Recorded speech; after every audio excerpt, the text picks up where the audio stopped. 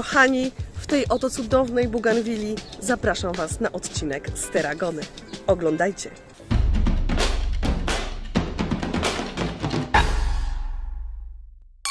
Okay guys, this is the third day in this region, and today we will talk about appellation Tarragona. Yes.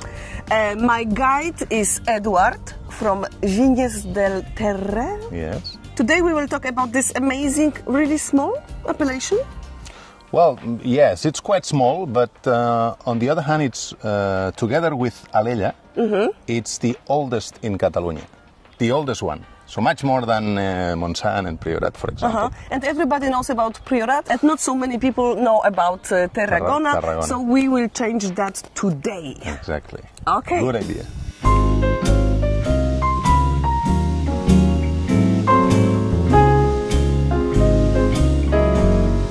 Tell me something about this place, because this is such an amazing place and a beautiful day today. Well, it's a pleasure to be with you here, I have to say, first of all.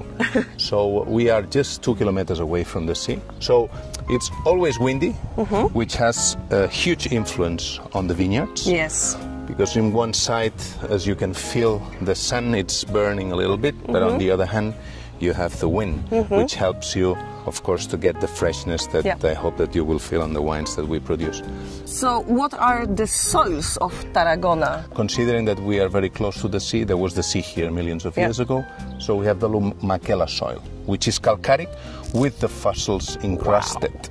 Wow. So that gives and a lot you of... can find these fossils still today in the soil, in the vineyards? Yeah, you will see them. Yeah, it's full of... I mean, you have, depending on the plot that you are, because there is a huge difference between plots, there is, let's say, a bed of calcaric soil, and then you have, like, depending, 20, 40 centimeters of fragile, okay?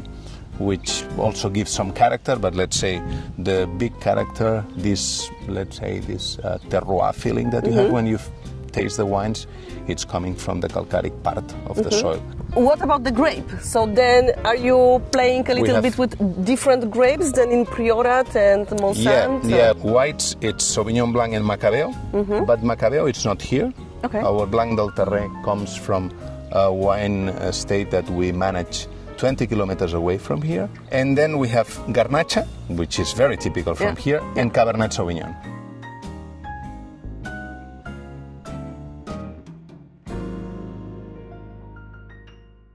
Look, guys, this is what he found. Or, I mean, your mother found it, yes? This is the fossil. This is absolutely amazing. I hope I will find one like this today. We will see about that. How did you end up here? Well, that belongs to my family more than 100 years, right?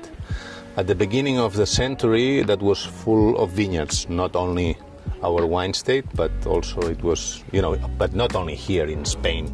Of the last century? Yeah.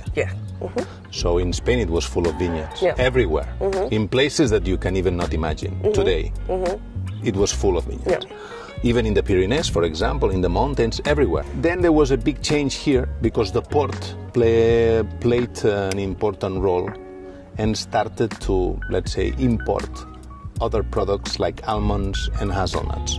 So the wine industry went down and the industry of this dry fruit went up.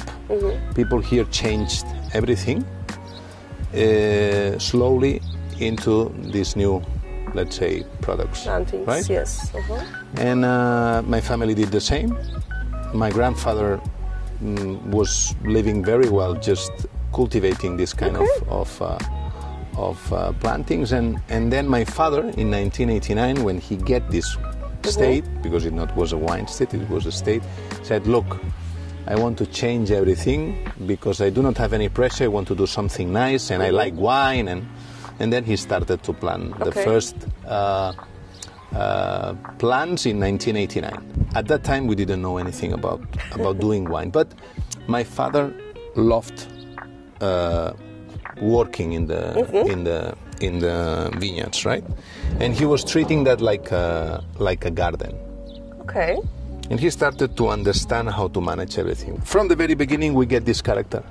And that was something that, you know, like a drug, that you taste it for the first time and then you say, okay, more and more. So when I don't know if this is a good comparison, but it was actually like this kind of feeling that you think, okay, there is something there.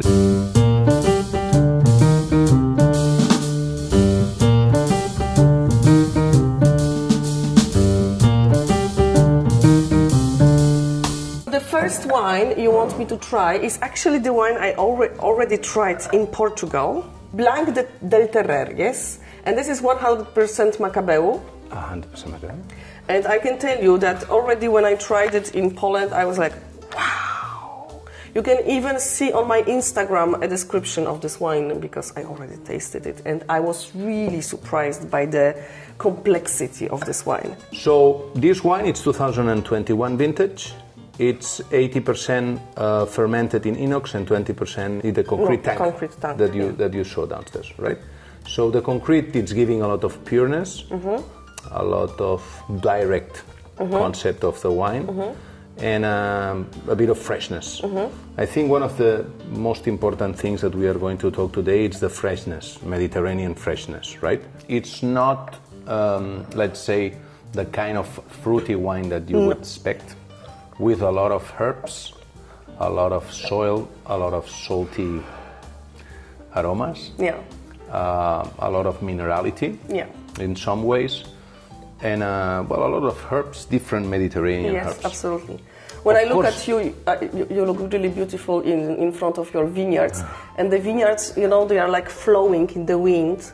So this is the freshness of this wine, like the windy freshness of the wine, like air light wine, but with concentration, really amazing concentration, which I love. Exactly. I mean, you have, when I said before, is the freshness of the Mediterranean, is a lot of sun here. You know, a lot of maturation, the fruit, it's mature, but you have this, well, nice feeling of, in my opinion, freshness. So you have a lot of air in the mouth. It's what you said about the vineyards, it's the same. You have the air, you have the volume, not the weight. Yeah, exactly. Right? But this concentration, not concentration maybe, but complexity. This complexity that I noticed the first time I tasted this wine is related to the lees contact, yes? So let's talk a little bit about the lees. Because... I totally agree with you. Probably if the lees wouldn't be there would be a fresher wine, more electric. But it, on the other hand, it would probably not be a drinker now, because it would be already not I wouldn't say that it wouldn't be possible to drink it, but but it will lose its a lot, more, like main character of freshness. I feel the lees here. Yes, but me too. But those lees, they respect the ancient aromas of the grapes. So this is important for you. The lees and this complexity will make this wine, of course, with the acidity, which is really present in the wine, they will make this wine be able to age beautifully in the bottle. So when you buy it, you can keep it for really many years, but also you can drink it immediately now. There is no problem to drink it now. If we go now to the scientific point, the lees are like chains that they are going longer and longer every day, every year. This change, as much as they are long, the wine is keeping long and long. That's nice. That's the reason. Okay. Our first wine, our first son, our first... the first one you ever made. Terrer Obert, it's 60% Cabernet Sauvignon, 40% Grenache. It's a mix of different plots, young and old. It's a wine that we ferment in inox, and then it's a mix of different recipients that we use for aging it for a year. We use the foudre, we use the small barrels, the big barrels, and the amphoras. We have 3 different amphoras. You have amphoras as well? I haven't seen them. Down. Okay. Downstairs. What do you think? I'm not a... Okay, I shouldn't say that. You're not a fan of Cabernet? Yes. Because, you know that you divide wine people between Bordeaux and Burgundy. I'm the Burgundy girl. But There is a but with this wine. Exactly. Exactly. And it's a good but with this wine.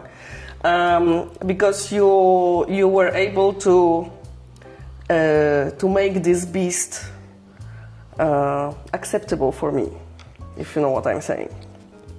And also the tannins of the Cabernet. It's a young wine. It's 2018 for a Cabernet. I mean, it's the moment where Cabernet starts to be like really showing its nicer side. But it's really beautiful wine. But I think that the Garnacha also plays a big role here. Of course, it was when we started to do it. It was 100% Cabernet. Okay. It was very nice because the good thing of this wine, in my opinion, is that you have the maturity of the fruit. You have a lot of maturity, so there's no green. No harshness, no green notes. Yes, absolutely.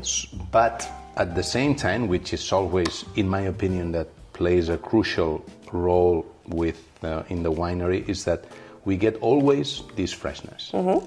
So you know this feeling of volume. And not the weight. Look, it's always windy. Yeah. We protect with the leaves a lot of the fruit. Yeah. Which you don't have the feeling here of cooked fruit. Exactly. Or fire. You know, no. So the way we manage, you feel that here. We started to put Garnacha in 2010. Okay. Because we get much more fruit and let's say. The part of a lot of flowers and these kind of things, and you make it a little bit softer with Garnacha. Exactly. Why make life difficult if you can add some Garnacha and make it easier? The good thing of this wine, I have to say, depending of if your flavors, your personal feeling, preferences, exactly. But the good thing of this wine is that it has character. Absolutely. So this wine wins a lot of races because of this character. Yeah, and also I can understand that is the wine which you can serve to two types of people: the people who likes big wines and who likes tannins. Yeah, because it has also a classic way. Yeah. With this dryness, you could feel, as you said, like a bit Bordeaux. But on the other hand, you have all the Garnacha world. Yeah, it's a little bit, in a positive way, schizophrenic wine. But in a positive way. I understand what you mean. Yes. I really like it. I really like it. This is the end. That was my third day in Catalonia, so now I'm going back home with or without my luggage, I don't know. Anyway, that was a fantastic day with you. Thank you so much. Please follow this channel and comment if you have been to Tarragona. Tarragona actually is a beautiful city, yes? Yeah. I need to go there. A Roman city. Roman city with a lot of old things to visit.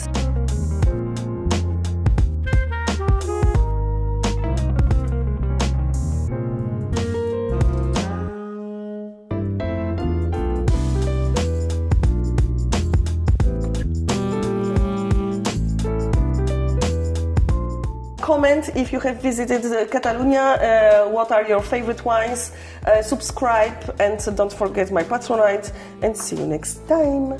Salud. Salud. Thank you. Salud. Gracias.